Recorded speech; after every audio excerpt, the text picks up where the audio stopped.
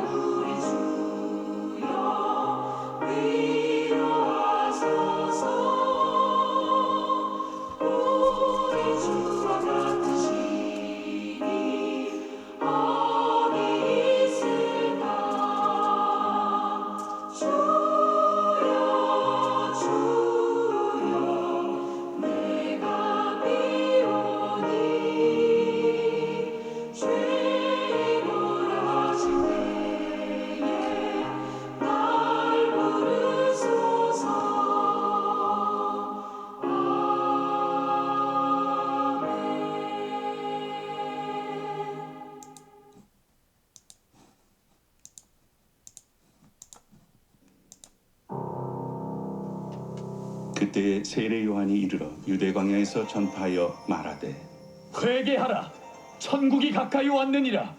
그는 선지자 이사야를 통하여 말씀하신 자라.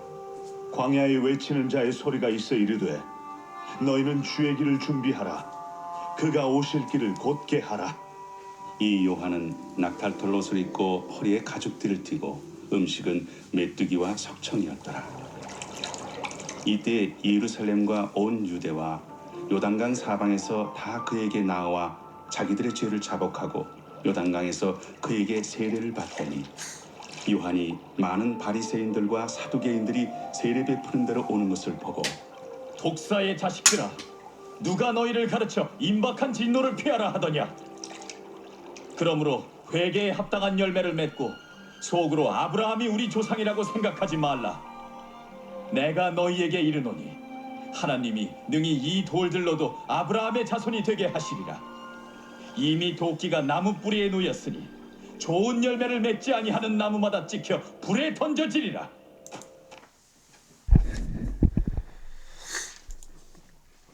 네, 오늘 말씀 함께 바라봅니다. 세례 요한과 예수님의 세례에 관련된 이야기죠. 전에 이제 먼저 세례 요한이 천국을 전파하는, 하나님 나라를 전파하는 그런 말씀 우리에게 바라보는데요. 여러분 세례 당연히 대부분 새벽 기도에 나오시는 분들은 다 세례 받으신 분이 대부분일 것 같습니다. 언제 세례 받은지 기억나는가?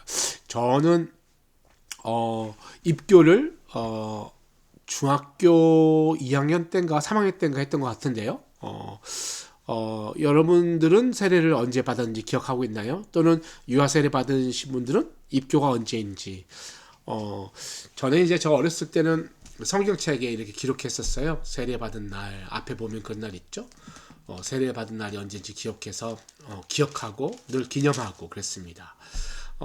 교회에 이제 새로 오시게 되면 이제 한국에서 이렇게 새로 이민 오셨거나 이렇게 이주해서 교회에 새로 등록하면 교회 등록 카드가 있습니다. 거기에 보면 세례를 받았는지, 유아 세례 받았는지, 입교, 영세, 이런 것들을 표시하는 항목이 있고요. 생년월일 당연히 기록하듯이 이 세례 날짜도 이렇게 묻는 칸이 있는 교회도 없고 없는 교회도 있습니다만 어쨌든 항목이 있습니다. 그런데 세례 날짜를 기억하는 사람이 그렇게 많지가 않아요. 그게 사실은 기억하기가 쉽지 않습니다. 저도 역시 그 정확한 세례 날짜를 기억하기 못하고 있죠. 언제쯤인가 이렇게 기억하는 게 대부분 우리의 입장일 것 같습니다. 그러나 여러분, 이 세례라는 것은 날짜도 중요하지만 내가 세례받은 자에 합당한 삶을 살고 있는가라는 질문이 중요하겠지요. 우리가 성경에 세례 날짜를 기록하고 세례받은 자인가를 묻는 것은 세례받은 자의 삶을 살고 있는가 한번 확인해 보는 것 아니겠습니까? 오늘 마태복음 3장 말씀도 세례를 주는 자와 세례받는 자의 이야기가 담겨져 있는데요. 세례 주는 자는 요한이고 세례 받는 자는 회개한 자와 예수님이라는 것이 등장합니다. 1절 말씀에 그때 세례 요한이 이르러 유대 광야에서 전파하여 말하되, 세례를 베푸는 자에 있어서 가장 중요한 것은 여러분 세례 받는 자가 회개하도록, 세례 받기 전에 회개했는가, 아니 회개 받을 수 있도록 회개하라라고 가르치는 게 중요합니다. 세례는 여러분 회개의 표시라는 거예요. 자신의 죄를 씻고 새 삶을 찾는다라는 의미가 바로 세례의 의미 아니겠습니까? 우리 장로교회에서는 이렇게 물두멍에다가 물을 떠다가 이렇게 물로 세례 줍니다만, 침례 교회나 그쪽은 이제 또 페니코스탈, 또 갈브리 채플 이런 교회에서는 이 세례식을 굉장히 중요하게 합니다. 그래서 교회의 그 정면에 이렇게 수영장처럼 욕조를 만들어 놓고 거기서 세례식을 하는 경우도 있고요. 또 온 교인이 강가로 가서 세례 날짜에 그 물에 완전히 뒤로 이렇게 들어갔다 나오는, 사실 이게 진짜 세례겠지요. 요단강에서 예수님께 행했던 그런 세례처럼 하는 부분도 있고요.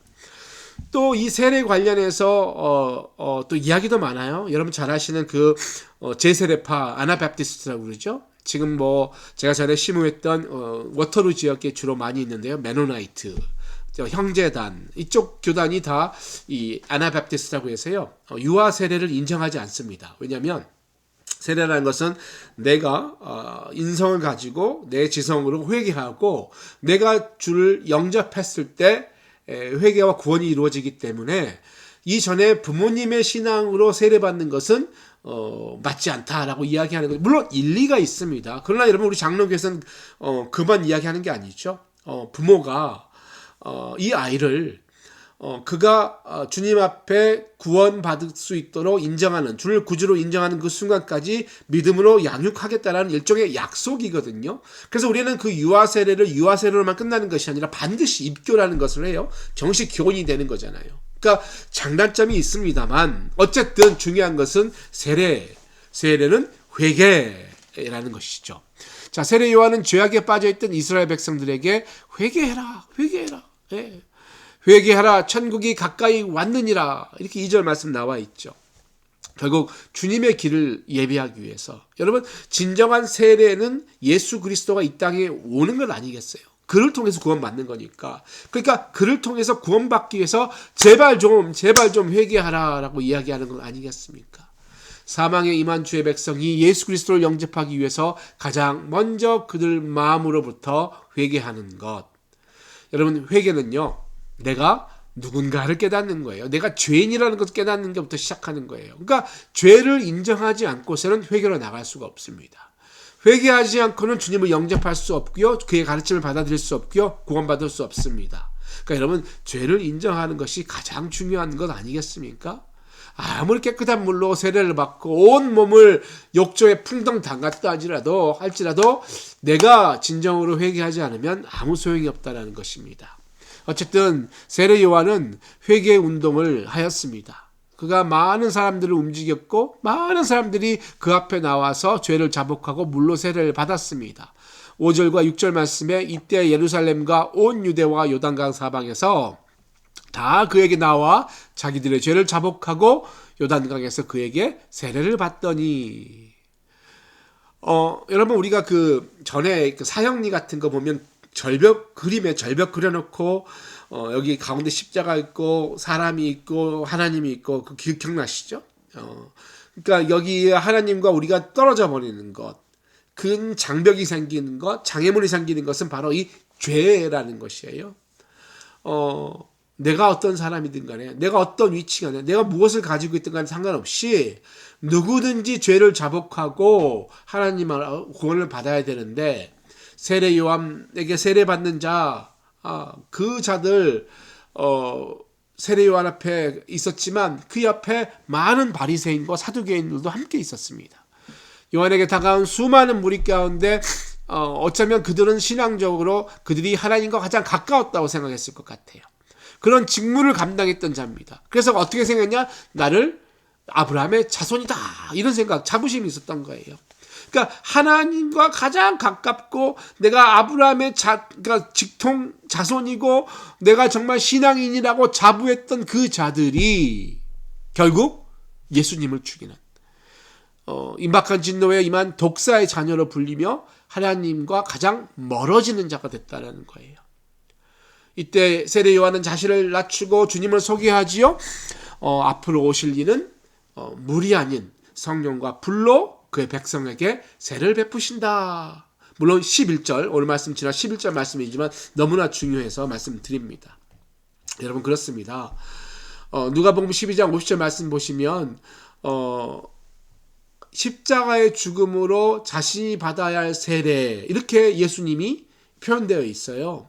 왜? 예수님은 죄가 없으신 분이잖아요. 그래서 여러분 사실 주님은 세례를 받으실 필요가 없어요. 주님은 회개하실 필요가 없거든요. 그러나 그는 왜 세례를 받았는가? 죽기 위해서. 다른 사람의 죄를 감당하기 위해서. 어쩌면 그 세례가 자신의 백성을 위해 친히 죄인이 되는 모습 아니겠습니까? 그들을 위해서, 우리를 위해서 십자가의 죽음을 감당하시기 위해 주님은 친히 죄인처럼 세례를 받으신 것, 아니 세례를 통해서 죄인 되신 것 아니겠습니까? 세례를 받고 물에 올라오실 때 하늘이 열리고 하나님이 성령이 비둘기같이 내려서 주의 위에 거하는 것을 보이십니다. 마태복음에 하늘이 열린다 그러지만 마가복음은 하늘이 갈라진다라고 기록하고 있어요. 그러니까 마가복음 15장 보시면 주님이 십자가에 달려서 마지막 호흡이 멈췄을 때 성소의 휘장이 위에서부터 아래까지 찢어지는 것처럼 갈라진다. 여러분 우리가 세례받는 것은 이 땅과 죄와 연결되었던 우리의 휘장이 갈라지는 거예요. 우리가 세례받는 것은, 우리가 회개하는 것은 예수 그리스도의 보혈의 피가 뿌려지는 것, 그의 육신이 갈라지는 것 아니겠습니까? 이를 통해서 여러분 우리가 구원받는 것 아니겠어요? 용서받는 것 아니겠어요? 여러분 세례받을 때 반드시 하는 게 세례 문답입니다. 장로님들이 하시기도 하고요. 또 담임 목사님께서 단상에서 하기도 합니다만 이런 질문해요. 여러분은 이 시간 세례 받음으로 여러분의 죄값을 십자가에서 대신 치르시고 돌아가신 예수 그리스도와 함께 여러분의 옛사람이 죽어지고 부활하신 예수 그리스도와 연합하여 영원히 삶을 살게 될 것을 믿으십니까? 이런 질문을 하는 것이죠. 그때 세례받는 분은 그러시죠? 네, 뭐 아멘, 믿습니다. 이런 대답들을 하게 됩니다. 많은 사람들 앞에서. 여러분, 세례가 이런 거예요. 내가 죄인입니다. 주님, 나의 죄를 용서해 주시고 주께서 내 죄를 위해 십자가를 지셨기 때문에 이제 그와 함께 나의 옛사람을 죽어주고 그와 함께 부활하여 영원한 연합의 삶을 사는 것. 여러분, 이 고백이 세례 아니겠습니까? 그래서 여러분, 우리가 형상화된 세례를 식을 합니다만 우리는 날마다 세례 받아야 되는 거예요. 예. 마치 성령 충만함과 성령 세례가 다르지만 같듯이 성령 세례를 받지만 늘 성령 충만해야 하듯이 오늘도 그 세례의 의미를 생각하고 여전히 죄 가운데 머물고 있는 나를 바라보고 내가 다시 한번 주 앞에 회개하여 성령으로 세례 받아야겠다. 뭐 이런 고백들을 하는 것이죠. 마무리하는데 여러분, 오늘 금요일입니다. 한 주 이렇게 정리하는 분들이 많을 것 같아요. 또 토요일 되고 주일 되면 우리가 주님 앞에 나가는 거고요. 예수 그리스도와 함께 하나님을 예배하는 귀한 날 아니겠습니까? 여러분, 그 나갈 때 어떤 모습으로 나가시길 원하십니까? 우리 다 주일날 특별히 교회 가기 위해서 깨끗하게 씻잖아요. 근데 여러분, 몸만 씻으면 무슨 의미가 있겠습니까?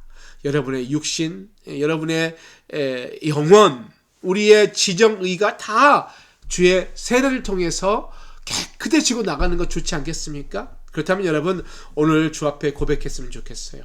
어떠한 일이 있든지 간에 오늘 하루 가운데 주님, 저는 죄인입니다. 용서해 주옵소서. 그동안 회개하지 못했던 거 있으면 좀 끄집어내서, 괴롭죠, 불편합니다. 그러나 주 앞에 가지고 나가는 거예요. 주님, 이 죄 용서해 주옵소서. 저를 바꾸어 주시옵소서. 마치 세례 요한이 요단강에서 우리에게 침례 세례를 주었듯이 성령의 세례를 통해서 깨끗해지고요. 그런 깨끗한 모습으로 주 앞에 나와 주를 기뻐하시는, 또 예배하시는 우리 모두 되시기를 축복합니다. 기도하겠습니다. 하나님, 감사합니다. 하늘로부터 소리가 있어 말씀하시되 이는 내 사랑하는 아들이요 내 기뻐하는 자라. 하나님께서 우리를 이 땅에 태어나게 하신 내 생일도 중요하듯이 내가 죄인임을 회개하고 신앙을 고백하며 세례받은 날 너무나 중요함을 다시 생각합니다. 주께서 세례 받으실 때 하늘이 열리고 성령이 비둘기같이 내렸듯이 오늘도 우리가 주의 세례를 사모하고 회개를 통해서 성령의 비둘기가 우리에게 임할 수 있도록 인도하여 주옵소서. 그리하여 친아들 되신 예수님처럼 우리가 모두 내 사랑하는 아들이요 내 기뻐하는 자라 불리는 주님의 자녀로 살 수 있도록 오늘을 인도하여 주시고, 나를 위해 세례 받으시고 십자가에 달리고 죽으시고 부활하신 그 예수님을 사랑하며 그와 함께 동행하는 하루 될 수 있도록 인도하옵소서. 예수님의 이름으로 기도합니다. 아멘.